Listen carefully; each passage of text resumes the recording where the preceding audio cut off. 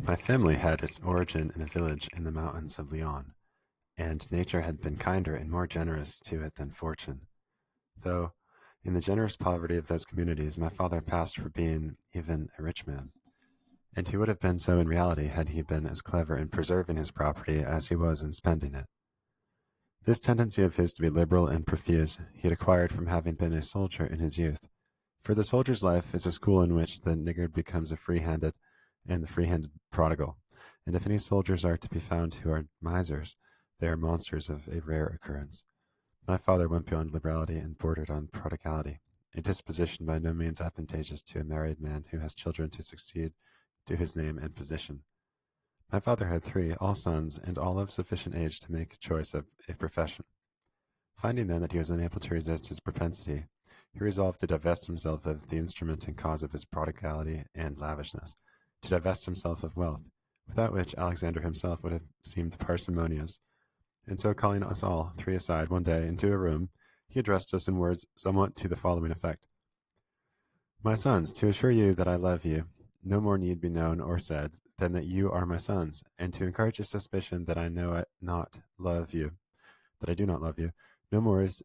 needed than the knowledge that I have no self-control as far as preservation of your patrimony is concerned.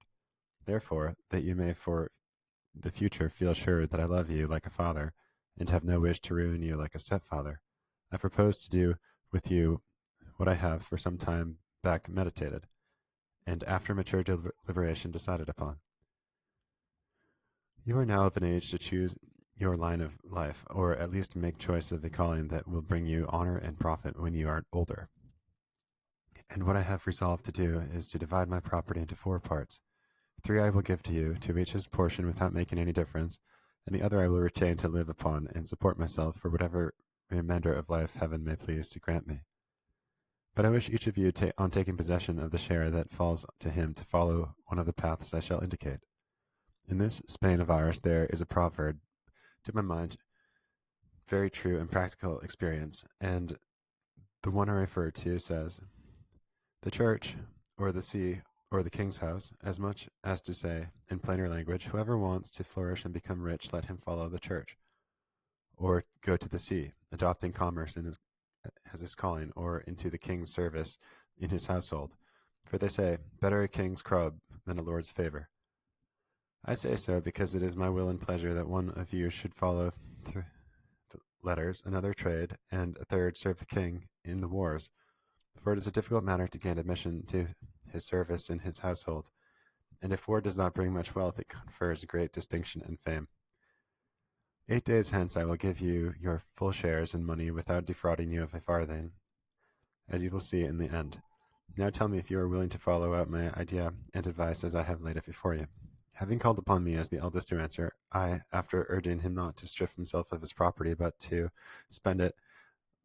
all as he pleases, for we were young men able to gain our living, consented to comply with his wishes, and said that mine were to follow the profession of arms and thereby serve God and my king. My second brother, having made the same proposal, decided upon going to the Indies, embarking the portion that fell to him in trade.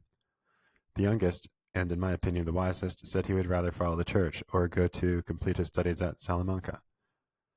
As soon as we had come to an understanding and made choice of our professions, my father embraced us all, and in the short time he mentioned, carried into effect all he had promised, and when he had given to each his share, which,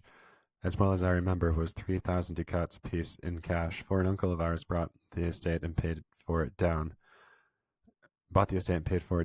to let it go out of the family. We all three on the same day took leave of our good father, and at the same time, as it seemed to me inhuman to leave my father with such a scanty means in his old age, I induced him to take 2 of my 3,000 ducats, as the remainder would be enough to provide me with all a soldier needed. My 2 brothers, moved by my example, gave him each 1,000 ducats, so that there was left for my father 4,000 ducats in money, besides 3,000, the value of the portion that fell to him, which he preferred to retain in land instead of selling it. Finally, as I said, we took leave of him and our uncle, whom I have mentioned, not without sorrow and tears on both sides. They charging us to let them know whenever an opportunity offered, how we fared, whether well or ill. We promised to do so, and when he had embraced us and us his blessing, one set out for Salamanca, the other for Seville, and I for Alicante, where I had heard there was a Genoese vessel taking in cargo of wool for Genoa. It is now some 22 years since I left my father's house, and all the time, though I have written several letters, I have had no news whatever of him or of my brothers, and my own adventures during that period I will now relate briefly. I embarked at Alicante, reached the Genoa after a prosperous voyage, and proceeded thence to Milan, where I provided myself with arms and a few soldiers' accoutrements. Thence it was my intention to go and take service in Piedmont, but as I was already on the road to Alessandria del Paglia, I learned that the great Duke of Alva was on his way to Flanders. I changed my plans, joined him, served under him in the campaigns he made, was present at the deaths of the Counts Egmont and Horn, and was promoted to be ensign under the famous captain of Guadalajara, Diego de Urbina by name. Some time after my arrival in the Flanders, news came of the league that His Holiness Pope Pius V of happy memory had made with Venice and Spain against the common enemy, the Turk, who had just then with his fleet taken the famous islands of Cyprus, which belonged to the Venetians, a loss deplorable and disastrous. It was known as a fact that the most serene Don John of Austria, natural brother of our good king Don Philip, was coming as commander-in-chief to the Allied forces, and rumors were abroad of the vast warlike preparations which were being made, all which stirred my heart and filled me with a longing to take part in the campaign which was expected. And though I had reason to believe, and almost certain promises, that on the first opportunity that presented itself I should be promoted to captain, I preferred to leave all and betake myself, as I did, to Italy. And it was my good fortune that Don John had just arrived at Genoa and was going to Naples to join the Venetian fleet, as he afterwards did at Messina. I may say, in short, that I took part in that glorious expedition, promoted by this time to be a captain of infantry, which honorable charge of my good luck rather than my merits raised me, and that day so fortunate for Christendom, because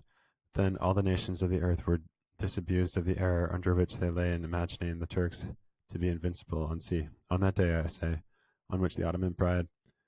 and arrogance were broken, among all that were there made happy, for the Christians who died that day were happier than those who remained alive and victorious. I alone was miserable, for instead of some naval crown that I might have expected as it had been in Roman times, on the night that followed my famous day, I found myself with fetters on my feet and manacles on my hands. It happened in this way. El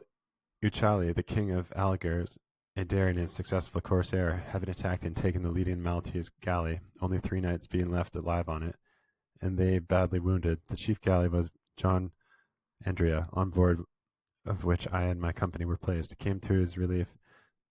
and doing as was bound to do in such a case, I leaped on board the enemy's galley, which, sheering off from that which had attacked it, prevented my men from following me, and so I found myself alone in the midst of my enemies, who were in such number that I was unable to resist. In short, I was taken, covered with wounds. El Uccelli, as you know, sirs, made his escape with his entire squadron, and I was left a prisoner in his power, the only sad being among so many filled with joy, and the only captive among so many free. For there were 15,000 Christians, all at the oar in the Turkish fleet that remained there longed for liberty that day. Regained their longed for liberty that day. They carried me to Constantinople, where the Grand Turk Selim made my master general at sea for having done his duty on the battle, and carried off as evidence of his bravery the standard of the Order of Malta. The following year, which was the year 72, I found myself at Navarino, rowing in the leading galley with 3 lanterns. There I saw and observed how the opportunity of capturing the whole Turkish fleet in harbor was lost, for all the marines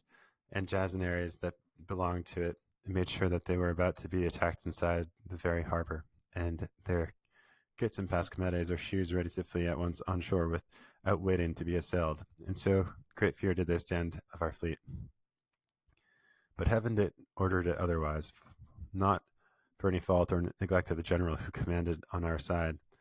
but for the sins of Christendom, and because it was God's will and pleasure that we should always have instruments of punishment to chastise us.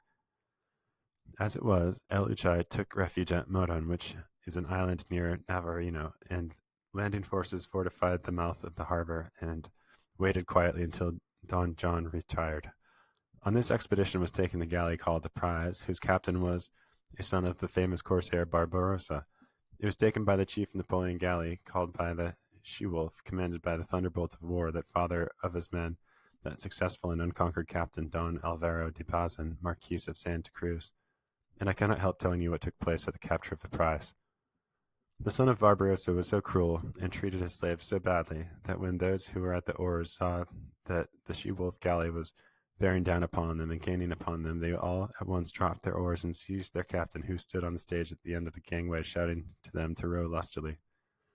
And passing him on from bench to bench, from the poop to the prow, they so bit him that before he had got much past the mast, his soul was already gone to hell. So great, as it said, was the cruelty with which he treated them, and the hatred with which they hated him. We returned to Constantinople, and the following year, 73, it became known that John had seized Tunis and taken the kingdom from the Turks, and placed Mulihammed in possession, putting an end to the hopes which Hamida, the cruelest and bravest Moor in the world, entertained of having to reign there. The Grand Turk took the loss greatly to heart, and with the cunning with which all his race possess, he made peace with the Venetians, who were much more eager for it than he was. In the following year, 74, he attacked the Goletta, in the fort which John had left half built near Tunis. While all these events were occurring, I was laboring at the oar without any hope of freedom. At least I had no hope of obtaining it by ransom, for I was firmly resolved not to write to my father telling him of my misfortunes. At length the Goletta fell, and the fort fell, before which places there were 75,000 regular Turkish soldiers and more than 400,000 Moors and Arabs from all parts of Africa, and in the train of all this great host such munitions and engines of war, and so many pioneers, that with their hands they might have covered Goletta with the fort with handfuls of earth. The first to fall was Goletta until they reckoned impregnable, and it fell not by any fault of its defenders, who did all that they could and should have done, but because experiment proved how easily entrenchments could be made in the desert stand there, for water used to be found at 2 palms depth, while the Turks found none at 2 yards, and so by means of a quantity of sandbags they raised their works so high that they commanded the walls of the fort, sweeping them as if from a cavalier, so that no one was able to make a stand or maintain the defense. It was a common opinion that our men should not have to shut themselves up in the Goletta, but should have waited in the open at their landing place. But those who say so talk at random and with little knowledge of such matters. For if in the Goletta and in the fort there were barely 7,000 soldiers, how could such a small number, however resolute, sally out and hold their own against numbers like those of the enemy? And how is it possible to help losing a stronghold that is not relieved, above all when surrounded by a host of determined enemies in their own country? But many thought, and I thought so too, that it was special favor and mercy which Heaven showed to Spain, and permitted the destruction, the source of and hiding place of mischief, that devourer, sponge, and moth of countless money, fruitless wasted there to no other purpose serve, save preserving their memory its capture of the invincible Charles V, as if to make that eternal as it is and will be, these stones were needed to support it.